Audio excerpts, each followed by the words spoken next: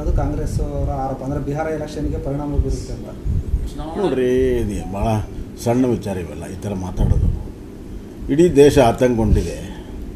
ಭಯೋತ್ಪಾದಕರು ಮತ್ತೆ ತಲೆ ಎತ್ತಿದ್ದಾರೆ. ದಿಲ್ಲಿಯಲ್ಲಿ ಬಾಂಬ್ ಬ್ಲಾಸ್ಟ್ ಆಗಿದೆ ಮತ್ತು ಈಗಿರುವ ತನಿಖೆಯಲ್ಲಿ ಒಂದು ಬೇರೆ ಕಡೆ ಎಲ್ಲೇ ತೊಗೊಂಡು ಹೋಗುವಾಗ ಅದು ಆಕಸ್ಮಿಕವಾಗಿರುವಂಥ ಬಾಂಬು ಮತ್ತು ಸುಮಾರು 3,000ಕ್ಕಿಂತ ಹೆಚ್ಚು ಅಮೋನಿಯಾ ನೈಟ್ರೇಟ್ ಸಿಕ್ಕಿದೆ. ಒಂದು ದೊಡ್ಡ ಪ್ರಮಾಣ ಇಡೀ ದೇಶದಲ್ಲಿ ಅಲ್ಲೋಲ ಕಲ್ಲೋಲ ಮಾಡುವಂಥ ಅವ್ರ ವಿಚಾರ ಇತ್ತು. ಇಂಥ ದೊಡ್ಡ ವಿಚಾರವನ್ನು ಈ ಥರ ಸಂಕುಚಿತ ರಾಜಕೀಯ ಭಾವನೆ ಮಾಡುವಂಥದ್ದು ನಿಜವಾಗಲೂ ಕೂಡ ಒಂದು ರಾಷ್ಟ್ರೀಯ ಪಕ್ಷಕ್ಕೆ ಶೋಭೆ ತರೋಲ್ಲ. ಅದಂದರೆ ಅಲ್ಲ, ಜಮೀರ್ ಅವ್ರಿಗೆ ಅವರೇನು ಬಹುತೇಕವಾಗಿ ಜಮೀರ್ ಅವ್ರಿಗೆ ಗೊತ್ತಿತ್ತ ಭಯೋತ್ಪಾದಕರು ಯಾರನ್ನು ನೋಡ್ಕೊಂಡು ಮಾಡ್ತಾರೆ. ಭಯೋತ್ಪಾದನೆ ಆಗಿದೆ, ಅದು ಅಕಸ್ಮಿತವಾಗಿ ಅವ್ನು ತೊಗೊಂಡು ಹೋಗೋಗಾಗಿದೆ ಅನ್ನೋಂಥ ತನಿಖೆ ಬರ್ತಾಯಿದೆ. ಈಗ ಸುಮ್ಮನೆ ಎಲ್ಲದಕ್ಕೂ ರಾಜಕಾರಣ ಬೆರೆಸುವಂಥದ್ದು ಸರಿಯಲ್ಲ. ಸರ್, ಬಿಹಾರ ಎಲೆಕ್ಷನ್ದು ಎಕ್ಸಿಟ್ ಪೋಲ್ ಇದಾಗಿದೆ, NDAಗೆ ಏನು?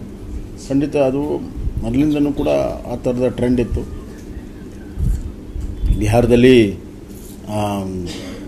ಅಲ್ಲಿಯ ನಿತೀಶ್ ಕುಮಾರ್ ಅವರ ಒಂದು ಇಮೇಜು, ಆಡಳಿತ ಮತ್ತು ಪ್ರಧಾನಮಂತ್ರಿ ನರೇಂದ್ರ ಮೋದಿಯವರ ಯೋಜನೆಗಳು, ಹಲವಾರು ವರ್ಷ ನೆನೆಗುದಿ ಬಿದ್ದಂಥ ಇನ್ಫ್ರಾಸ್ಟ್ರಕ್ಚರು, ಯೋಜನೆಗಳು, ಶಿಕ್ಷಣ ಸಂಸ್ಥೆಗಳು ಎಲ್ಲವೂ ಕೂಡ ಬಿಹಾರದಲ್ಲಿ ಪ್ರಾರಂಭ ಆಗಿದ್ದರಿಂದ ಜನರು ಅಭಿವೃದ್ಧಿಯನ್ನು ಬಯಸ್ತಾರೆ ಮತ್ತು ಜನರು ಯಾವಾಗಲೂ ಕೂಡ ಶಾಂತಿಯನ್ನು ಬಯಸ್ತಾರೆ.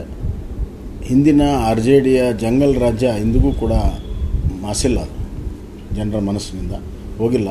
ಹೀಗಾಗಿ ಮತ್ತೊಮ್ಮೆ ಜಂಗಲ್ ರಾಜ್ಯ ಬೇಕಾಗಿಲ್ಲ, ಅಭಿವೃದ್ಧಿಯ ಬಿಹಾರ ಬೇಕನ್ನುವಂಥದ್ದಕ್ಕೆ ಜನ ಬೆಂಬಲವನ್ನು ಕೊಟ್ಟಿದ್ದಾರೆ. ಸರ್, ಸುಧಾಕರ್ ಅವರು ಹೇಳಿದರೆ ಎಕ್ಸಿಟ್ ಪೋಲು ನಮ್ಮ 2023 ಎಲೆಕ್ಷನ್ನಲ್ಲೂ ವಿರೋಧವಾಗಿತ್ತು, ಆದರೆ ನಾವು 134 ತಾಂಡಿದ್ದೀವಿ, ಇದನ್ನು ನಮಗೆ ಅದ್ರ ಮೇಲೆ ನಂಬಿಕೆ ಇಲ್ಲ, ನಾವೇ ಗೆಲ್ತೀವಿ ಅಂತ ಹೇಳಿ. ಏನೇ ಆಗಲಿ 14ಕ್ಕೆ ಗೊತ್ತಾಗುತ್ತಲ್ಲ ಸುಧಾಕರ್ ಸರಿ ಇದ್ದಾನೆ ಇರೋದು.